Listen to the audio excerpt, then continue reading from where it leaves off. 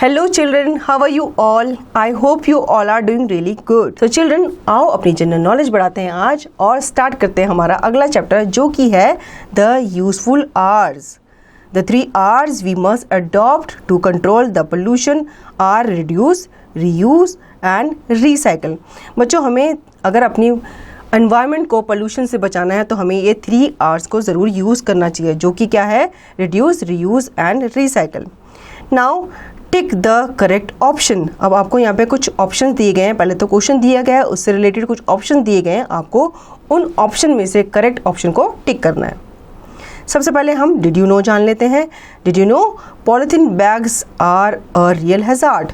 Each year a large number of cows die due to eating polythene bags along with the garbage. तो बच्चों, polythene bags को हमारे environment के लिए काफ़ी खतरनाक माना गया है. ठीक है, हम जो कूड़ा गार्बेज में फेंकते हैं, मान लो हमने कोई खाना है वो बच गया, हमने क्या किया, उसको पॉलीथीन में पैक करके गार्बेज में फेंक दिया. अब जो काउज होती हैं वो क्या करती हैं, वो खाना सूंघते हुए वहाँ जाती है और फिर वो क्या करती है, जो पॉलीथीन में खाना होता है वो खाने के साथ साथ उस पॉलीथीन को भी खा जाती है, जिसकी वजह से क्या हो जाती है, उनकी डेथ हो जाती है, क्योंकि उनके पेट में बहुत सारा पॉलीथीन जो है स्टोर हो जाता है और उस वजह से उनकी क्या हो जाती है, डेथ हो जाती है. ठीक है.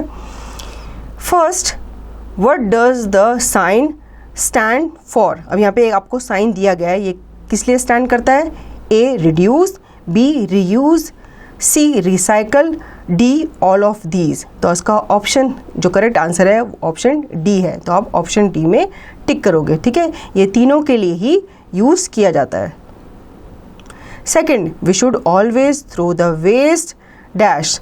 A on the road, B in dustbin, C in the park, D in the field. बच्चों, आपसे पूछा गया है कि हमें अपना वेस्ट कहाँ डालना चाहिए.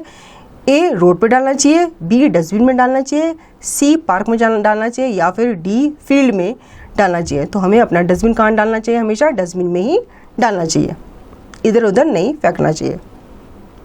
Third, which of these bags is environment friendly. अब आपसे पूछा गया कि इनमें से कौन से बैग एनवायरमेंट फ्रेंडली है. A metal bag, B plastic bag, C cloth bag या फिर डी नन ऑफ दीज. तो इसमें से क्लॉथ बैग जो है वो एनवायरमेंटल फ्रेंडली है. ठीक है, मतलब उससे आपके एनवायरमेंट को कोई भी नुकसान नहीं पहुंचता. तो बच्चों, फोर्थ क्वेश्चन हमसे पूछा गया है, what is the best way to deal with garbage. हमें अपने गार्बेज के साथ कैसे डील करनी चाहिए, उसे कैसे डिस्पोज करना चाहिए. A recycle, B reuse, C reduce and D make landfills. तो हमें उसे क्या करना चाहिए, रिसाइकल करना चाहिए. ठीक है, आप उसको रिसाइकल करोगे तो आप उसे दोबारा से क्या कर सकते हो, रीयूज कर सकते हो. ठीक है, तो इसका ऑप्शन है A. Fifth, we can check the pollution by using more and more plastic bags, B cutting down more and more trees, C throwing wastes in river, D planting more and more trees. बच्चों, आपको यहाँ पे पूछा गया, आपसे पूछा गया है कि आप पोल्यूशन को कैसे कम कर सकते हो. तो आपसे बोला गया कि भाई आप प्लास्टिक बैग ज़्यादा से ज़्यादा यूज़ करो, उससे कम होगा नहीं. अगर आप ट्रीज़ को कट करते रहोगे तो उससे कम होगा, उससे भी कम नहीं होगा. अगर आप वेस्ट रिवर्स में डालते रहोगे तो उससे तो रिवर और क्या हो जाएगी, पल्यूट हो जाएगी.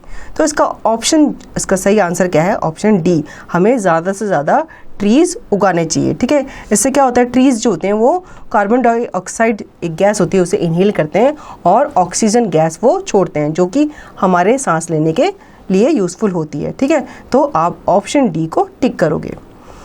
Now, value education. Instead of throwing away the used things, we should reuse them differently at our home, such as cola cans and old plastic jars can be used as pen holders. बच्चों, इसमें बताया गया है कि चीज़ों को फेंकने से अच्छा आप उनको क्या कर सकते हो, रीयूज़ कर सकते हो. जैसे कि कोका कोला का जो कैन होता है उसको आप क्या कर सकते हो, उसके ऊपर का हिस्सा जो है उसको हटा करके उसको अच्छे से डेकोरेट करके उसे एक पेंसिल होल्डर में कन्वर्ट कर सकते हो. इसी तरह से जो प्लास्टिक के जार्स होते हैं, प्लास्टिक की बॉटल्स होती हैं, उसके ऊपर का हिस्सा आप कट कर सकते हो और नीचे क्या होता है, जो आपको हिस्सा बच जाता है उसे भी आप पेन होल्डर के रूप में यूज़ कर सकते हो. ऐसी बहुत सारी चीज़ें हैं जिन्हें आप रीयूज़ कर सकते हो. तो आप उनको फेंकने के बजाय अपने घर में ही उसने रीयूज़ करने की कोशिश किया करो. Brainy test. What is the approximate percentage of waste in packing materials. बच्चों, ये आपको सर्च करना है, आपको पता लगाना है कि पैकिंग मटेरियल में कितना % वेस्ट जो है वो यूज़ किया जाता है। ठीक है, तो आई होप बच्चों आपको ये चैप्टर अच्छे से समझ में आया होगा और बहुत ही नॉलेज इस चैप्टर से आपको मिली होगी। अब इसका रिवीजन आपको खुद से करना है।